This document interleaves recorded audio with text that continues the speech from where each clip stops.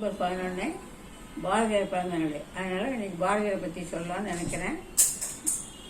புதுமை கவி பாரதி ஒவ்வொரு சந்தர்ப்பத்திலும் அஞ்சாமை, வீரம், துணிவு, தைரியம், நாட்டுப்பற்று இல்லை ஒவ்வொன்றிலும் சிறந்து விளங்கினது மட்டுமல்ல, கவி புனைவதிலும் சிறந்து விளங்கினார்.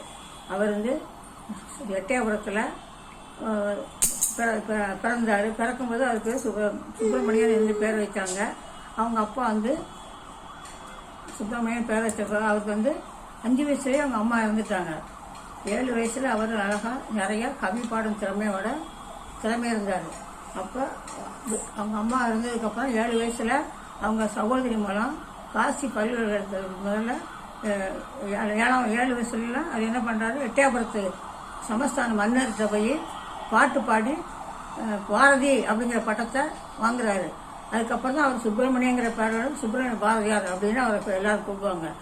சின்ன வயசுலேயே சிறந்த புலமை உள்ளவர், தானாகவே கவி பாடக்கூடிய திறமை உள்ளவங்கிறத எல்லாரும் அதுவும் இப்போ பெரிய பெரிய கல்வி சிறந்தவர்கள் தமிழ் புலவர்களை எதிர்த்து அவங்களுக்கு போட்டியாக பாடக்கூடிய அளவுக்கு கவிதை புலமை உள்ளவர் அவர். இப்போ 9வது வரைக்கும் திருநெல்வேலியில் படிக்கிறாரு. அப்புறம் அவங்க அப்பா இறந்த உடனே அவங்க அக்கா அவரை காசியை கூட்டி போயிடறாங்க. காசியில் பல்கலைக்கழகத்தில் ஹிந்தி, வங்காளம், சமஸ்கிருதம், ஆங்கிலம் இப்படி எல்லா பல மொழி படிக்கிறாரு. படித்தாலும் அவருக்கு தமிழை தவிர மற்ற எந்த மொழியும் படிக்க பிடிக்காதனால அவர் மற்ற மொழியை எடுத்து படிக்காமல் தமிழை மட்டுமே அவர் சிறப்பாக செஞ்சார். அதோட சொல்லுவார், யாம் அறிந்த மொழியில தமிழ் மொழியை போல் வேற எதுவும் இனிது கிடையாது அப்படின்னு தமிழை சிறப்பித்து பாடியிருக்காரு.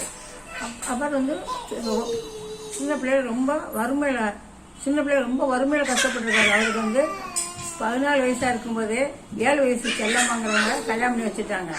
அதனால அப்புறம் பின்னால் அவர் பாலிய திருமணத்தை கட்டாயம் தடை பண்ணணும், பெண்கள் உரிமை, பெண்கள் சுதந்திரம், பெண்களுடைய விடுதலை, இப்படி பல பற்றி நிறைய கவிதை பாடியிருக்காரு.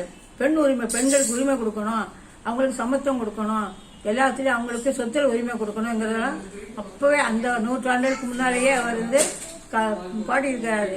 இப்போ ஒவ்வொரு பெண்களுக்காகவும் அவர் பாட்டு பாடியிருக்காரு. அடிமைவாளிகள் இல்லாமல் பெண்கள் சுதந்திரமாக இருக்கணும் அப்படிங்கிறது மட்டுமல்ல, நம்ம நாட்டு விடுதலைக்காகவும் நிறைய பாட்டு பாடியிருக்காரு. அது பாரத தேசம் மேலே அவர் ரொம்ப பக்தியும் மிக நாட்டுப்பற்றுள்ளவர். சொல்வார், பாருக்குள்ளே நல்ல நாடு எங்கள் பாரத நாடு பாடு மட்டுமல்ல, பாரத சமுதாயம் வாழ்கவே வாழ்கன்னு ஒவ்வொருத்தரையும் அவர் பாரதத்தை பற்றி நிறைய பாடியிருக்கிறாரு. அதோட இப்போ அவர் என்ன பண்ணார், அந்த காசியில் படிக்கும்போதே அங்கேருந்து திருநெல்வேலி மதுரையில் கல்லூரியில் தமிழ் பேராசிரியர் இருக்கிறாரு. அப்புறம் சுதேசம் பத்திரிகையில் ஆசிரியராக இருக்கார். அப்புறம் நாட்டு சுதந்திரத்துக்காக நிறைய விடுதலை பாட்டுகளை எழுதியிருக்காரு. அவருடைய பாட்டை படிக்கிற ஒவ்வொருக்கும் வீர உணர்வும் சுதந்திர உணர்வும் வரும். அதில் அவருடைய பங்களிப்பு அதிகமானது. நாட்டு மக்களுக்கு விடுதலையை உண்டாக்குறதுல அவருடைய பங்கு ரொம்ப சிறப்பானது. அதோட அவர் என்ன, நாட்டுப்பற்றுக்காக நாடு சுதந்திரம் அடையும்னாலே ஆடுவோமே பள்ளு பாடுவோமே ஆனந்த சுதந்திரம் அடைந்து விட்டோமேன்னு சொல்லி பாடியிருக்கிறாரு. விடுதலை விடுதலை எல்லோருக்கும் விடுதலைங்கிற பாட்டை பாடியிருக்கிறாரு. அப்புறம் கொடி வணக்கம் பாடி ஒவ்வொரு இதையும் அவர் ஒவ்வொரு விஷயத்தையும் மனசால ரொம்ப உணர்ச்சியோட பாட்டு பாடியிருக்கிறாரு. தாயின் மணிக்கொடி பாரி அதை தாழ்ந்து பணிங்கிற வாரி அப்படின்னு கொண்டிருக்கிறாரு. என்னால் நம்ம இந்தியா அடிமைப்பட்டு கிடக்கிறது பேபு சிதம்பரனோட நட்பு கொண்டு சுதந்திர பாடல் இறங்கி மக்களுக்கு வீர உணர்த்தது பாரதியாருடைய நல்ல பாட்டுகள் தான்.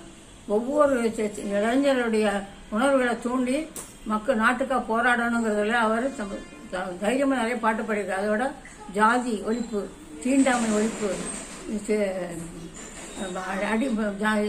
ஜாதி மத இலட்சியம் விடக்கூடாது, எல்லோரும் ஓரிங்க ஜாதி, ஏன் நம்ம இந்தியன் என்ற ஒரே இனம் தான், நான் இந்தியனுக்கு தான் ஒரே ஜாதி தான் அப்படின்னு அதுவும் பாடியிருக்கிறாரு.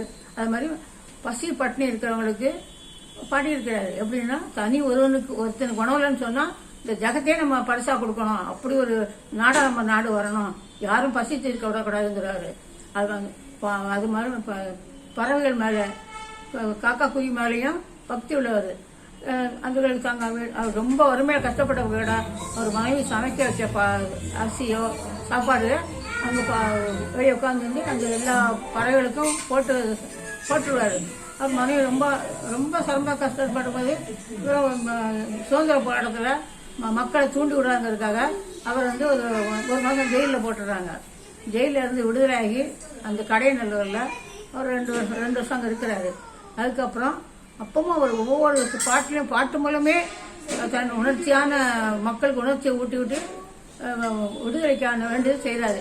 அது சின்ன இளம் தலைமுறையை பார்த்து ஒளிபடுத்த கண்ணி நாய் வாவா, உறுதி கொண்ட நெஞ்சு நாய் வாவா அப்படின்னு மக்கள் கூறி அழைக்கிறாரு. நாடு நமது நாடு, நம்ம நாடு நம்ம பெருமைகளும் பாரத நாடு பேர்களும். அது மாதிரி செந்தமிழ்நாடு தமிழ்நாட்டில் தமிழை போல சிறந்தது எதுவுமே கிடையாது. எத்தனையோ மொழி இருக்கிறாங்க இந்தியாவில், அத்தனையும் சிறந்தது தமிழ் தான். எங்கள் தமிழ் என்று போற்றணும்னு சொல்லி பாடியிருக்கிறாரு. இப்படி ஒவ்வொரு சந்தர்ப்பத்திலையும் மக்களுக்கு வீர உணர்வையும் சுதந்திர உணர்வையும் உண்டாக்குன பாரதியை பற்றி நம்ம இன்னைக்கு நினைவுகிறோம். வரும் தலைமுறைகளுக்கு பாரதியுடைய பாட்டுகளை பள்ளிக்கூடங்கள்லாம் விழா நடத்துகிறாங்க. அப்போ நம்ம என்ன சொல்லணும், இந்த பாரதியார் பாட்டு கவிதைகளை கொடுக்கணும், பாரதியார் பற்றிய கருத்துக்களை கொடுக்கணும். அப்படி ஆனால் இந்த தலைமுறைகளுக்கு பாரதியார் பற்றி அதை தெரியல. அதை தெரியப்படுத்துறதுக்கு நம்ம பாரதியார் பாட்டையே அப்போல்லாம் பாடத்திலேயே பாரதியார் பாட்டுக்கெல்லாம் உண்டு. மனதில் உறுதி வேண்டும், வாக்கில் இனிமை வேண்டும்னா நம்ம எப்போ மன உறுதியோட நம்ம சின்ன பிள்ளைகளுக்காக பாட்டு பாடியிருக்காரு. ஓடி விளையாடு பாப்பா, ஜாதியில் விளையாடி பாப்பா அவர் பாடியிருக்கிறாரு. அது மாதிரி ஒற்றுமையாக இருக்க வேண்டும் பாப்பான்னு நிறையா பாடியிருக்கிறாரு. அது மாதிரி இது குயில் பாட்டு, கண்ணன் பாட்டு, அப்படி ஒவ்வொரு தெய்வ பக்தி உள்ளவர். பாஞ்சாலி சபதம், அப்புறம் பகவத்கீதையை தமிழில் எழுதியிருக்கிறாரு. இப்படி ஒவ்வொரு சிறப்பு வாய்ந்த நம்ம முண்டாசு கவிஞர், புதுமை கவிஞர் பாரதியை நினைச்சு நம்மளோட தலைமுறையை அவங்களுக்கு அவருடைய நல்ல வாழ்க்கையை நம்ம தெரிஞ்சு நம்ம வழிகாட்டியா இருக்கணும்.